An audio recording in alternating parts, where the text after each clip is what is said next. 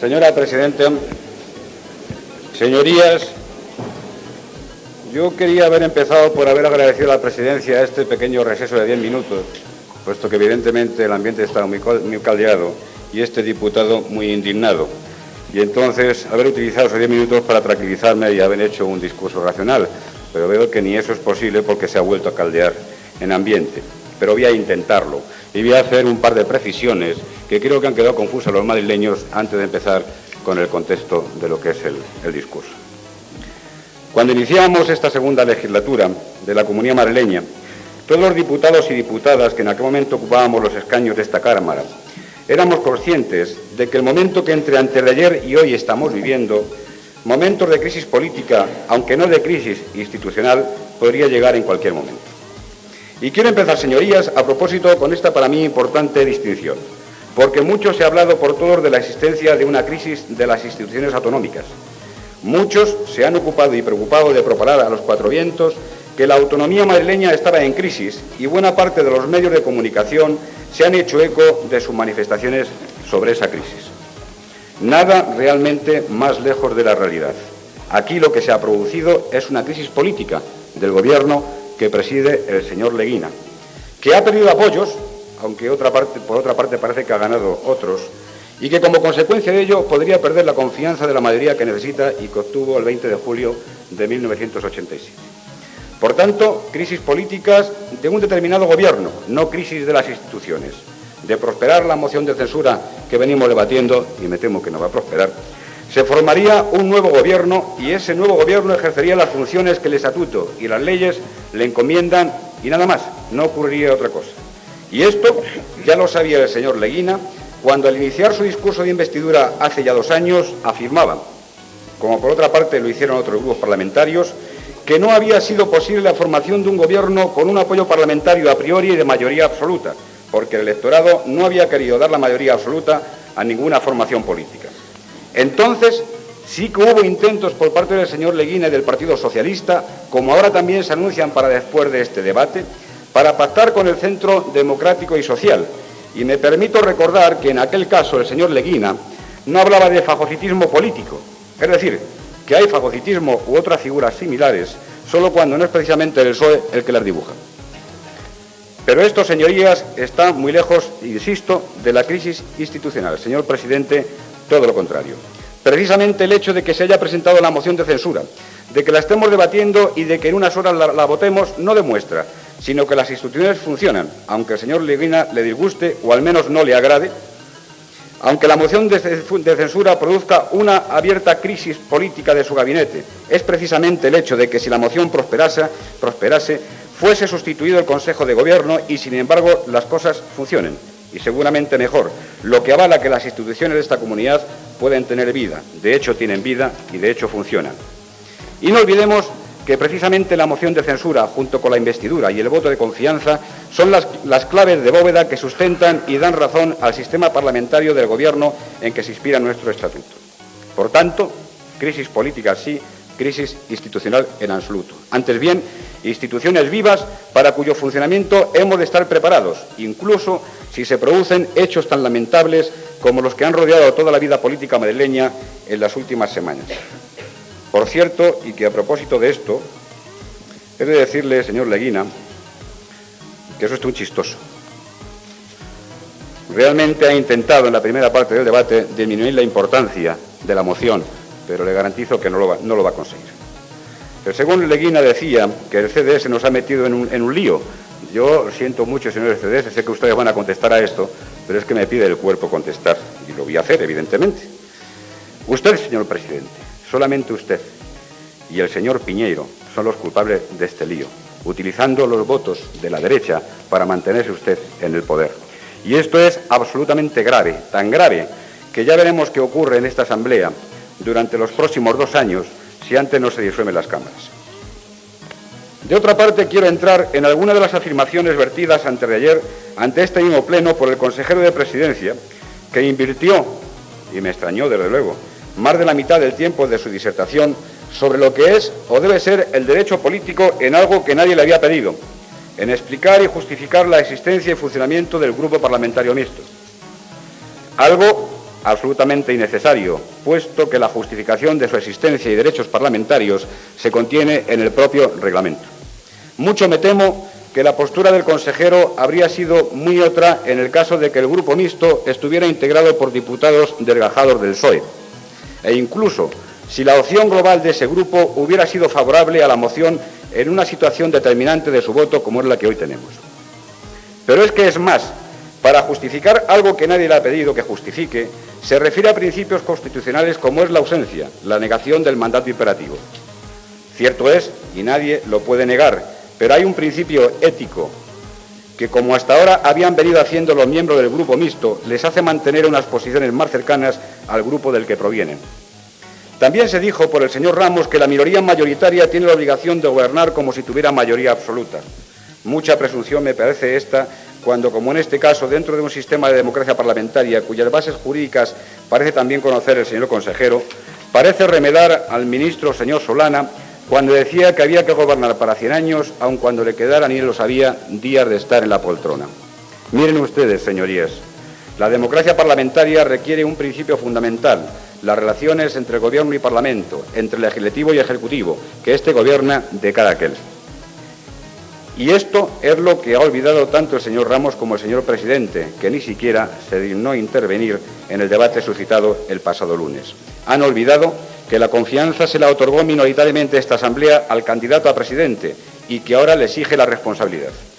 La mínima delicadeza habría exigido la intervención antes de hoy del señor Leguina. Pero quiero aclarar también algo de lo que dijo el señor consejero de Presidencia en el debate del lunes en relación a que el Grupo Mixto ha votado unas veces a favor y otras en contra del Grupo Socialista y del Gobierno del que forma parte. Efectivamente, así ha sido. Los diputados del Grupo Parlamentario Mixto, lo mismo que los del CDS, los del Partido Popular o los de Izquierda Unida, han votado en ocasiones a favor de las propuestas socialistas. Pero no es menos cierto que han apoyado en el último año, desde su entrada en funcionamiento propiamente dicha del grupo, el 90 o 95% de las iniciativas del centro-derecha y han sido constantes sus críticas al Gobierno socialista. La mayor parte de las proposiciones no de ley del Partido Popular y del CDS han sido apoyadas, y en especial en los debates más importantes, los dos miembros del grupo se han decantado claramente en apoyo de las tesis del centro y la derecha. Por tanto, y a excepción del debate de presupuestos último, tanto el señor Piñeiro como yo mismo hemos criticado la labor del Ejecutivo y ya en ese caso los dos diputados del Grupo Mixto hacíamos un reto para que se produjera la moción. Las cosas evidentemente han cambiado. Pero, señor Ramos, no nos meta usted en el mismo saco. Una cosa es el caso de este diputado que se mantiene en su línea política y otra cuestión es la situación del otro miembro del grupo que, por motivos que a mí se me ocultan, han modificado radicalmente el rumbo mantenido hasta ahora. Por cierto que no está. Ya con ocasión del debate de la enmienda a la totalidad presentada por la oposición al proyecto de ley de presupuestos generales de la Comunidad para 1989, este diputado, a renglón seguido de las intervenciones del hoy candidato, señor Ruiz Gallardón, afirmaba que tenemos que partir, y partimos siempre y en todo momento, de una realidad indiscutible por su propia existencia, cual es que nos encontramos inmersos en este sistema parlamentario dentro de esta parte del Estado regional y que se nos ha confiado unas responsabilidades. Por ello, entonces decíamos los miembros del Grupo Mixto al señor Ruiz Gallardón, y el mensaje era para todo aquel que estuviera dispuesto a escucharlo, que existe una vía, un procedimiento bien conocidos por todos para proponer el cambio de gobierno. Por los acontecimientos, lamentablemente parece que este reto lanzado ha llegado tarde, y si bien en aquel momento los dos votos del Grupo Mixto se hubieran sumado a la coalición de centro-derecha que hoy se ha conformado, en este momento se ha producido el desenganche de un voto que, de no cambiar muchas las cosas, van a impedir al cabeza de lista por la que fue elegido el titular de ese escaño llegar a ser presidente de la Comunidad de Madrid. Las cosas, sin embargo, parecen haber ido cambiando de aquellas fechas y de forma sustancial. Quien en un momento manifestó estar dispuestos a apoyar la moción de censura, y el señor Piñeiro, lamento que no esté en este momento, se comprometió formalmente a apoyarla, y ya de paso, señor Leguina, le digo que nadie cogió la piel del oso antes de cazarlo. Es que había realmente un compromiso formal y serio. Y tengo que decir, y siento, señora presidenta, que no esté el diputado aludido. No es mi culpa. ¿Perdón? Que no lo sienta, no es mi culpa. Ya, es culpa de él, evidentemente. Insisto, tengo que decirle al señor Piñeiro, y si no alguien se encargará de decirlo cuando entre, que miente falaz y descaradamente, porque este señor se comprometió y dio su palabra de honor, y yo corroboro lo que decía antes el candidato, ante él, y por desgracia para él, aunque lo niegue, había testigos en aquel momento. Y no puede ocultarse sobre pretexto de independencia política, puesto que tal vez, desgraciadamente para el propietario actual de ese voto, no resulta uno entre muchos, sino que se ha colocado en el fiel de una balanza que puede inclinar precisamente hacia ese lado que siempre criticó y que incluso reprobó. Sus razones ocultas para mí tendrá. En cualquier caso, allá él y su conciencia. De todas formas, señor Leguina, su gobierno tiene que cambiar. Lo ha dicho el señor Piñeiro, de modo que a ver qué hace. Pero creo que debemos volver a asuntos verdaderamente serios. 12 son las causas o motivos enumerados como fundamento de la moción de censura presentada. Yo, desde luego, no voy a entrar tanto por motivos de tiempo como por razones de evitar una duplicidad de exposiciones a sus señorías en todas ellas. En su argumentación del pasado lunes ya hizo un brillante desarrollo de cada uno de estos motivos el señor Arguindey. Sin embargo, voy a intentar entrar siquiera seriamente en algunos que me afectan particularmente. Miren ustedes, para un concepto regionalista de Madrid, concepto al que desde luego no voy a renunciar, es fundamental la creación, o mejor el fomento, de la identidad madrileña y de la Comunidad de Madrid como marco de referencia territorial, político, cultural, económico, social y jurídico. Esto es algo que usted, señor presidente del Consejo de Gobierno, no ha logrado en 6 años y es algo que dudo mucho quiera conseguir, al menos medios adecuados no ha puesto ni parece estar dispuesto a aportar. Madrid, a diferencia de otras autonomías españolas, permanece en un esquema cercano, y no quiero exagerar, a la mera descentralización administrativa, y las propuestas contenidas en ese ya olvidado libro blanco o informe sobre la ampliación del techo competencial del Estatuto de Autonomía no suponen en definitiva y en pocas palabras sino eso mismo. Parece, señor presidente, que o hay cierta prevención a asumir responsabilidades no solo ya por la ampliación de competencias, sino incluso por la asunción, transferencia real y articulación de las que ya otorga el Estatuto, o por el contrario, hay una obediencia, que no dudo, a las directrices del Comité Federal de su partido. En cualquier caso, hay cierta contradicción cuando el señor Leguina, entonces candidato al cargo que hoy ocupa, planteó las líneas maestras, líneas básicas, ideológicas y de actuación las llamó él, de su programa de gobierno en orden a conseguir la confianza de esta Cámara, solo abocetó su visión sobre la ampliación del techo competencial fijado en el Estatuto.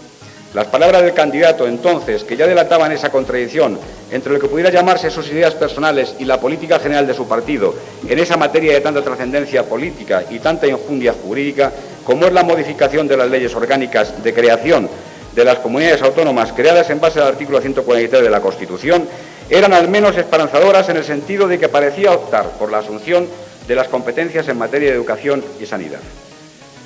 Tan claro como el candidato, pero más definido, fue entonces el portavoz del Grupo Parlamentario Socialista, quien tenía claro que Madrid habría de pasar en su demanda de mayores competencias por el tamiz y la lista de espera, por lo que el Partido Socialista y su representación dieron en llamar la homogeneización de techos competenciales.